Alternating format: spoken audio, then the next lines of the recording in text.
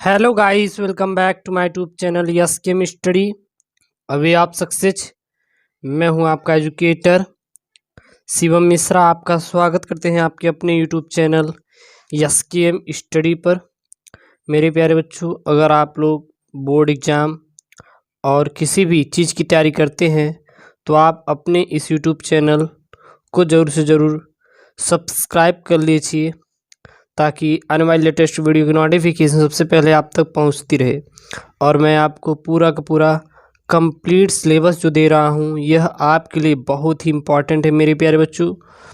और आपका चाहे फिजिक्स हो क्लास 10th का, चाहे केमिस्ट्री हो, चाहे बायोलॉजी हो, हर एक चीज़ आपको लगातार अवेलेबल कराया जा रहा है, ताकि आप उसको अच्छे से तैयार कर पाएँ और अपना एक प्यारा सा नोट्स कंप्लीट कर पाएँ। वो आपका चाहे चाहे यूपी बोर्ड एग्जाम हो, एमपी बोर्ड एग्जाम हो, बिहार बोर्ड एग्जाम, कोई भी बोर्ड एग्जाम है। यदि एनसीईआरटी चल रही है तो आपके लिए सफिशियंट है। जितना भी आपको दे रहे हैं बस इतना ही आपको पढ़ के चले जाना है, बाकी और कुछ भी पढ़ने की ज़रूरत आपको नहीं है, बस इतना ही आपको पढ़ना है, ठीक है। और दोस्तों के साथ वीडियोस को ज़रूर से ज़रूर शेयर कर दीजिए। एक लाइक ज़रूर करिएगा, वीडियो को एक लाइक आप लोग ज़रूर से ज़रूर करिएगा। तो जो ये आपका अध्याय चौथा है, क्लास 10th हिस्ट्री का अध्याय चौथा क्या है, यानी चैप्टर 6 क्या है इतिहास का, तो है आपका मेरे प्यारे बच्चों औद्योगिकीकरण का युग। क्या है? औद्योगिकीकरण का युग है, ठीक है। इसमें हम लोग जो भी एनसीईआरटी का इम्पॉर्टेंट टॉपिक है, हर एक टॉपिक को कवर करेंगे, पॉइंटों को कवर करेंगे, और बस आप इतना ही पढ़ के चले जाइए और कुछ आपको पढ़ने की ज़रूरत नहीं है। तो आधुनिक विश्व में हो रहे तकनीकी बदलाव व आविष्कारों, मशीनों व कारखानों, रेलवे और वाष्पोतों की दुनिया को तत्कालीन चित्रकारों ने अपनी कला के माध्यम से दर्शाया है। इसे ही हम औद्योगिकरण के इतिहास के रूप में देखते हैं। बात समझ आ रही है? यानी कि जो आधुनिक विश्व में हो रहे तकनीकी बदलाव व आविष्कार, जैसे मशीन, कारखाने, रेलवे और वाष्पतोपों की दुनिया को तत्कालीन चित्रकारों ने अपनी कला के माध्यम से ही दर्शाया है, और इसे हम लोग क्या कहते हैं? औद्योगिकरण के इतिहास के रूप में देखा जाता है। औद्योगिक क्रांति से पहले औद्योगिक कैसी थी, क्या था, उसको हम लोग देखते हैं। औद्योगिक विकास को अधिकांशतः फैक्ट्रियों, कारखानों के विकास के साथ देखा जाता है, क्योंकि अगर औद्योगिक विकास होगा तो किसी भी औद्योगिक क्षेत्र में आने के लिए आपको फैक्ट्रियां और कारखाने लगाने की ज़रूरत पड़ेगी। तो औद्योगिक विकास को हम लोग फैक्ट्रियां, कारखानों के विकास के साथ देखते हैं। लेकिन इंग्लैंड व यूरोप में यह क्रांति अंतर्राष्ट्रीय बाजार के बाद सामने आई। इस चरण को इतिहासकारों ने आदि औद्योगिकरण का नाम दिया। यानी कि औद्योगिक क्रांति से पहले, मतलब कि औद्योगिक क्रांति क्या, यानी कि औद्योगिक क्षेत्र में बढ़ चढ़ के बढ़ावा लेना। गांवों के गरीब काश्तकार और दस्तकार सौदागरों के लिए उत्पादन का काम करते थे। इस उत्पादन के फलस्वरूप खेती के कारण होने वाली आय को सहारा मिलती थी। इंग्लैंड के व्यापारी स्टेपलर्स से ऊन खरीदते थे और उसे सूत कातने वालों के पास भेजते थे। फिर उससे प्राप्त धागे को बुनकरों, फुलर्ज और रंगसाजों के पास भेज दिया जाता था। उत्पादन के इस प्रत्येक चरण में एक सौदागरों के साथ 20 से 25 मजदूर काम करते थे, और इस प्रकार इस संपूर्ण प्रक्रिया में सैकड़ों मजदूर काम करते थे। कारखानों का उदय। अब कारखानों का उदय हुआ, यानी कि कारखानों का विकास हुआ, जन्म हुआ। तो सन 1730 ईस्वी से पहले इंग्लैंड में कारखाने खुले, लेकिन उनकी संख्या में इजाफा था वो 18वीं सदी के बाद ही हुआ। यानी कि उसमें जो वृद्धि हुई कब हुई, तो वह हुई थी 18वीं सदी के बाद। कपास इस सदी का प्रतीक थी। इससे कागज़ के उत्पादन में भारी बढ़ोतरी हो रही थी। मशीनों की खोज हुई जिससे उत्पादन प्रक्रिया में बढ़ोतरी हुई। पहले लोग काम अपने घर पर करते थे, लेकिन अब क्या हुआ कि अब मशीनों के आने से एक छत के नीचे मालिक की देखरेख में काम गुणवत्ता के साथ होने लगा। अब औद्योगिक परिवर्तन की रफ्तार, यानी कि औद्योगिक परिवर्तन बहुत तेज़ी की रफ्तार से विकास हुआ। तो औद्योगिक विकास फैक्ट्री उद्योगों के विकास तक सीमित होता है। इसको निम्नलिखित चरणों में समझा जा सकता है। पहला चरण में देखें तो 1840 के दशक में सूती उद्योग ब्रिटेन में सबसे तेज़ी से फलता फूलता उद्योग बन गया था। इसके बाद लोहा और स्टील उद्योगों का भी विकास हुआ। तो जो 1844 के दशक में देखें तो जो सूती उद्योग था यह ब्रिटेन में सबसे तेज़ी के साथ बढ़ रहा था, यानी कि एक ऐसा उद्योग बन गया था जो कि बहुत तेज़ी के साथ फैल रहा था। और इसके बाद लोहा और स्टील के उद्योगों का क्या हुआ, बहुत तेज़ी के साथ विकास हुआ। दूसरा चरण देखें तो नवीन तकनीकी के आने से परंपरागत उद्योगों को पीछे नहीं ढकेला जा सकता था। कपड़ा उद्योग गतिशील था, लेकिन उसका उत्पादन घरों में ज़्यादा होता था। अब आता है आपका तीसरा चरण। तो तीसरा चरण देखें तो परंपरागत उद्योगों की गति छोटी खोजों के चलते ठहराव की अवस्था में भी नहीं थी। खाद्य प्रसंस्करण, निर्माण, पॉटरी, कांच के काम, चर्म शोधन उद्योगों में भी तरक्की हो रही थी। अब आता है आपका चौथा चरण। चौथा चरण देखें तो औद्योगिक परिदृश्य में प्रौद्योगिक बदलावों की गति उतनी तेज भी नहीं थी, क्योंकि तकनीक काफ़ी महंगी थी। मशीनों के आविष्कारक जितना अच्छा उन्हें बताते थे, वे उतनी अच्छी एवं कुशल नहीं थी। इसलिए इतिहासकारों ने माना कि 19वीं सदी के मध्य में औसत मजदूर परंपरागत ही होता था। हाथ का श्रम और वाष्प शक्ति मजदूरों की जिंदगी बाजार में श्रम की बहुतायत के कारण प्रभावित हुई। किसी कारखाने में नौकरी की खबर सुनते ही लोगों का हुजूम उमड़ पड़ता था या उमड़ पड़ता है। साथ ही अगर किसी कारखाने में आपका रिश्तेदार होगा तभी नौकरी मिलने की संभावना होती थी। यानी कि आप कह सकते हैं कि जो मजदूर थे, मजदूरों को जो ज़िंदगी थी वह बाज़ार में श्रम की बहुतायत के कारण प्रभावित हो गई थी। श्रम की बहुतायत मतलब मेरे प्यारे बच्चों, यानी कि वहाँ पर कारखानों पर मशीन भी आ गई थी और उनसे काम भी कराया जाता था। और जब किसी भी कारखाने में नौकरी की खबर लोग सुनते थे कि इस कारखाने में नौकरी मिलेगी, तो वहाँ पे बहुत बड़ा ही हुजूम उमड़ पड़ता था। साथ ही अगर किसी भी कारखाने में आपका रिश्तेदार होता था तभी आपको नौकरी मिलने की संभावना होती थी, नहीं तो नौकरी ऐसे ही नहीं मिलती थी। मौसमी काम की वजह से कामगारों को बीच बीच में खाली बैठना पड़ता था और सीजन गुजर जाने के बाद मजदूर दोबारा सड़क पर आ जाते थे। यानी कि जब मौसमी काम आ जाता था तो वहाँ पर कामगारों को या कामगारों से, जो कामगार होते हैं उनसे काम कराया जाता था, लेकिन जब उसका सीज़न ख़त्म हो जाता था तो फिर वो दोबारा सड़क पर अपनी नौकरी ढूंढने के लिए निकल पड़ते थे। वेतन में 19वीं सदी में शुरुआत में कुछ सुधार आया, लेकिन इससे यह पता नहीं चलता था कि मजदूरों की हालत बेहतर हुई। नेपोलियनी युद्ध के दौरान कीमतों में भारी वृद्धि हुई, लेकिन मजदूर प्राप्त वेतन से पहले जितनी चीज़ें नहीं खरीद सकते थे, क्योंकि अब बहुत ज़्यादा वस्तुएं क्या हो गई थी, महंगी हो गई थी।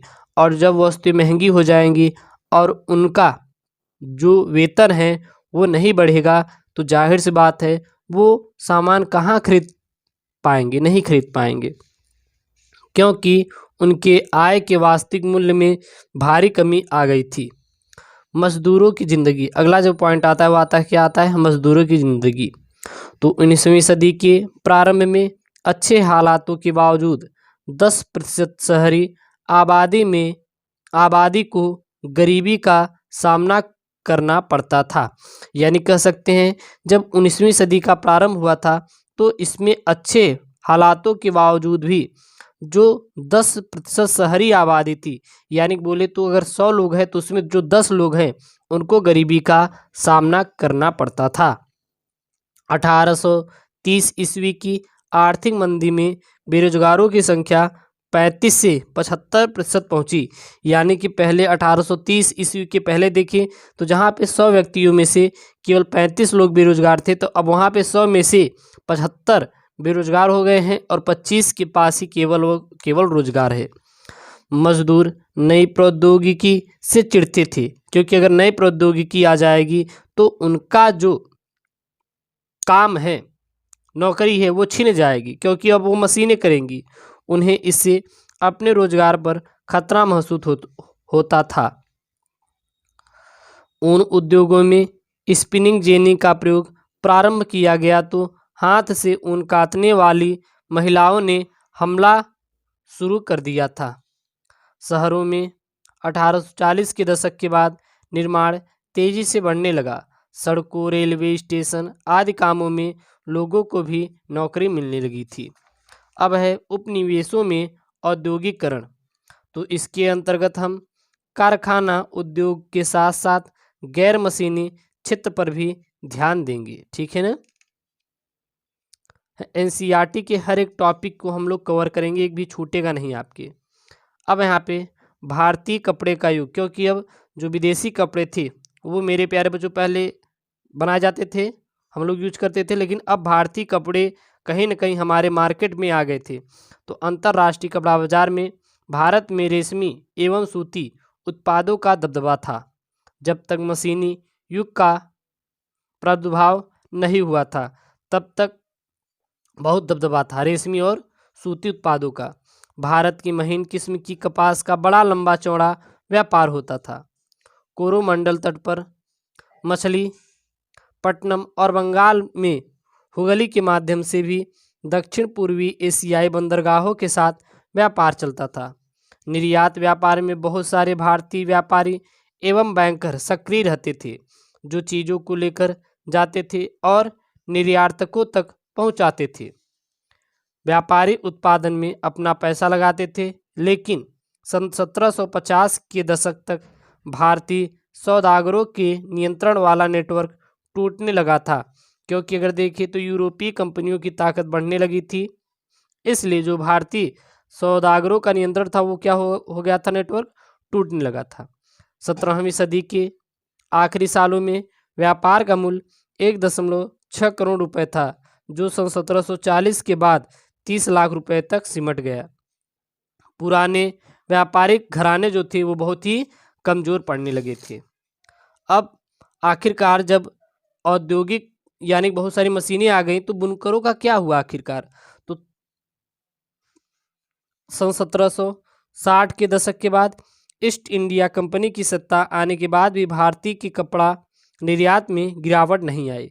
ईस्ट इंडिया कंपनी ने प्रबंधन एवं नियंत्रण के लिए एक व्यवस्था बनाई, जिसे 2 चरणों में पूरा किया गया। पहला चरण क्या था, कंपनी ने बुनकरों पर ज़्यादा नियंत्रण करने की कोशिश की और गुमास्ता नामक अधिकारी नियुक्त किए गए, जिनका काम कपड़ों की गुणवत्ता को जांचना था कि कपड़ा में क्वालिटी है या फिर ऐसे ही कपड़े को बना दिया जाता है और उसको बाज़ार में सेल करने के लिए उतार दिया जाता है। दूसरा चरण देखें तो माल बेचने वाले बुनकरों द्वारा अन्य खरीदारों के साथ कारोबार करने पर कंपनी ने पाबंदी लगा दी थी।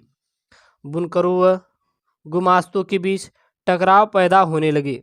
कई मामलों में बुनकरों ने गांव के व्यापारियों के साथ मिलकर विरोध कर दिया और अपने जो करते थे यानी जो काटने वाले थे मशीन बंद करके वापस मजदूरी में लग गए। भारत में मैनचेस्टर का आना, तीसरा जो पॉइंट है वो क्या है, भारत में मैनचेस्टर का आना। दुनिया में सबसे अच्छा माल भारत में है, इसलिए हेनरी पतुलू ने सन 1772 ईस्वी में कहा कि भारतीय कपड़ों की मांग कभी कम नहीं हो सकती। 18वीं सदी के अंत में भारत में उत्पादों का निर्यात बहुत ही कम हो गया था, क्योंकि यहाँ से आयात निर्यात नहीं होता था। कपड़ा बुनकरों के सामने दो समस्याएं थी। इसका यानी कि उनका निर्यात बाजार में ढह रहा था और स्थानीय बाजार भी सिकुड़ने लगा था। इसके साथ 19वीं सदी के आखिर तक आते आते बुनकरों के सामने अनेक समस्याएं आ गई थी। भारतीय कारखानों में उत्पादन होने लगा तथा बाजार में मशीनों द्वारा काम होना भी प्रारंभ हो गया।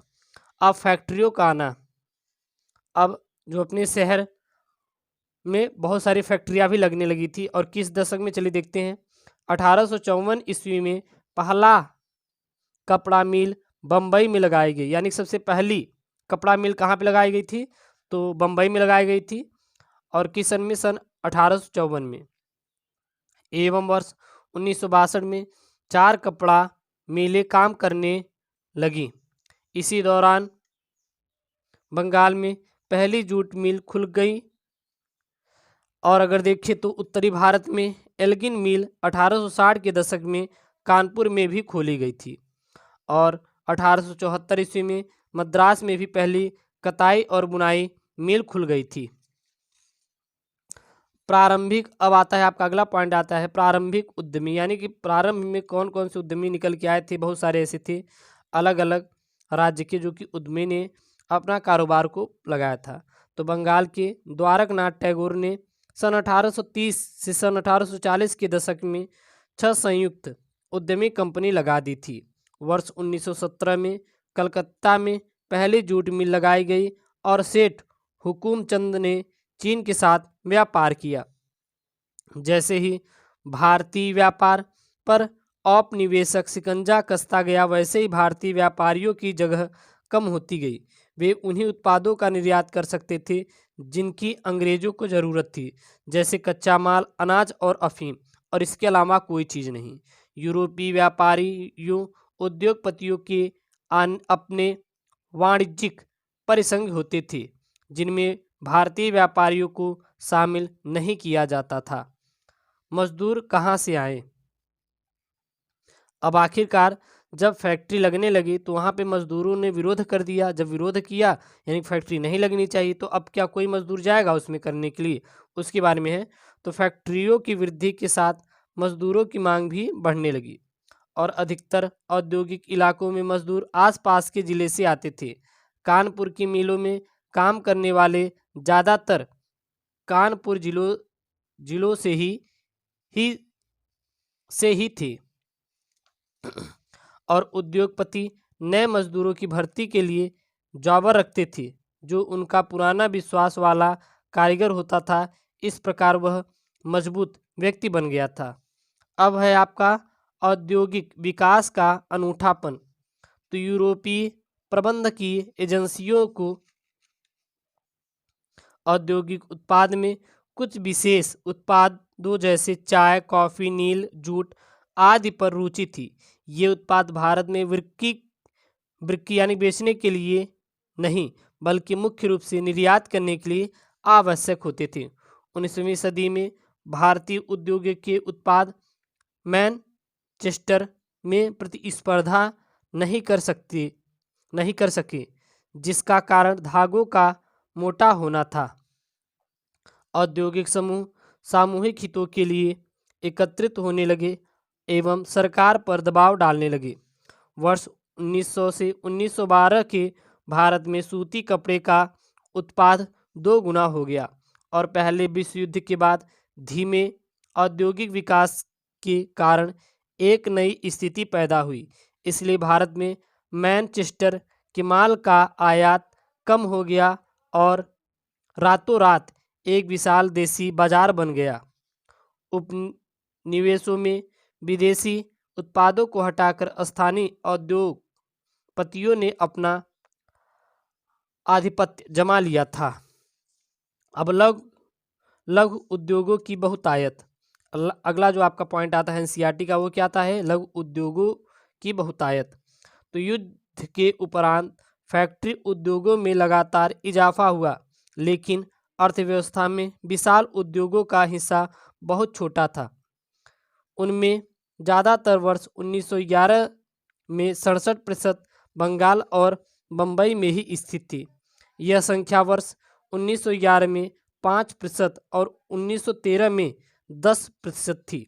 20वीं सदी के दौरान हाथ से होने वाले उत्पादन का इजाफा हुआ और 20वीं सदी के हथर कथों पर कपड़े के उत्पादन में सुधार हुआ और 20वीं सदी के अंत तक ऐसे बुनकर देखे गए जो फ्लाई शटल वाले करधों का इस्तेमाल करते थे और इससे कामगारों की उत्पादन क्षमता में इजाफा हुआ। धीरे धीरे फैक्ट्रियां औद्योगिकरण की प्रक्रिया का अभिन्न अंग बन गई। अब आता है वस्तुओं के लिए बाजार। तो नई वस्तुओं के निर्माण के बाद लोगों को उन्हें खरीदने के लिए प्रेरित करना पड़ता था। नए उपभोक्ता को पैदा करने का तरीका ही विज्ञापन होता था, यानी कि ऐड चलवाते थे, प्रचार करते थे उसका।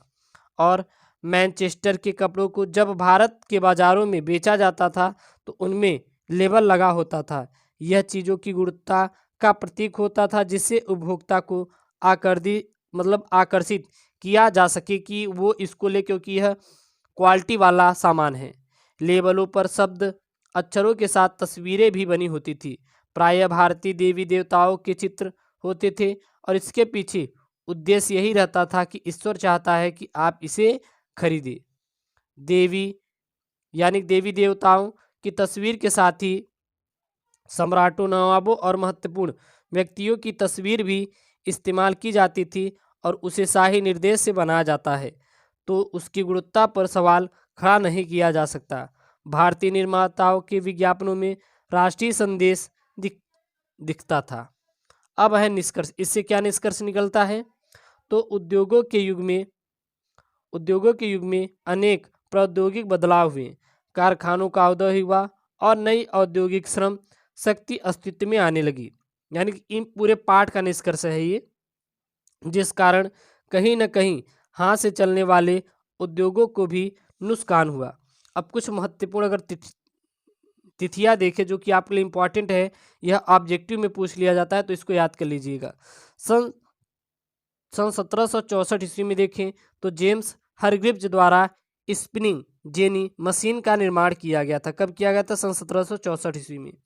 सन 1864 ईस्वी में बम्बई में प्रथम कपड़ा मिल की स्थापना की गई थी। तो बम्बई में प्रथम कपड़ा मिल की स्थापना कब की गई थी? सन 1854 ईस्वी में। सन 1855 ईस्वी में भारत में प्रथम जूट मिल की स्थापना की गई थी। सन 1860 ईस्वी में कानपुर में एल्गिन मिल की स्थापना हुई और सन 1871 ईस्वी में जेम्स वाट द्वारा भाप के इंजन के सुधरे रूप का पेटेंट दिया और सन 1874 ईस्वी में मद्रास में कताई बुनाई मिल की स्थापना हुई और सन 1900 ईस्वी में डॉन ऑफ द सेंचुरी पुस्तक का प्रकाशन हुआ और सन 1912 ईस्वी में जमशेदपुर में भारत के प्रथम लौह इस्पात संयंत्र की क्या हुई? स्थापना हुई। तो यह मेरे प्यारे बच्चों आपका पूरा चैप्टर कंप्लीट होता है और अगर इसको पढ़ लेंगे तो आपको बोर्ड देने के लिए कोई भी दिक्कत नहीं आएगी और यहाँ पर स्कूल प्लस बोर्ड दोनों क्लियर हो जाएगा मेरे प्यारे बच्चों। और बस आप इसको पढ़ के चले जाइएगा, आपका रिवाइज भी हो जाएगा और आप अच्छे से करके भी आएंगे। और ऐसी वीडियो चाहे तो चैनल को जरूर से जरूर सब्सक्राइब करें। ओके दोस्तों, थैंक यू, जय हिंद।